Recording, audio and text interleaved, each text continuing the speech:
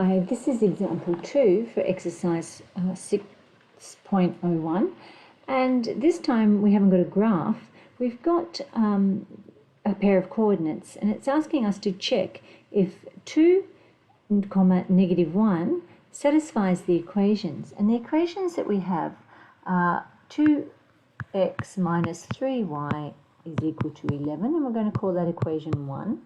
And we've got 4y plus x is equal to negative 2, and we'll call that equation 2.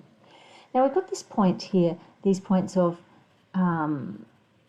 2 and negative 1, and this is x and this is y.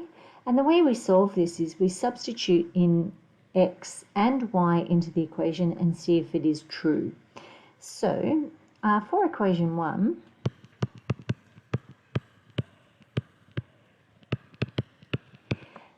with x is equal to 2 and y is equal to negative 1, we write out 2x minus 3y equals 1. Where there is an x, I'm going to put a 2, 2 times 2.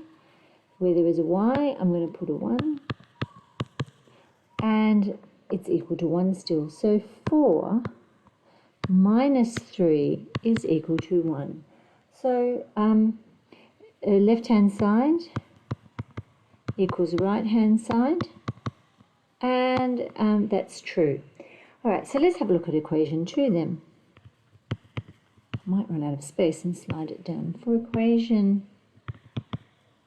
2, still with x is equaling to y is equal to negative 1, because that's what simultaneous equations mean, is these two equations are true together at the one point. Only at this one point do they cross, or is x and y the same? So let's see whether it works for the second one without having to draw a graph. We've got 4y plus x is equal to negative 2. We've still got x equals 2, so we can put a 2 in there, and we've got where there is a y, I'm going to put in a negative 1.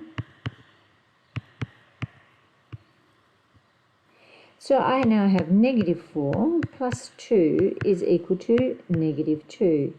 And here, if I'm adding, I'm moving to the right, so this becomes negative 2 is equal to negative 2.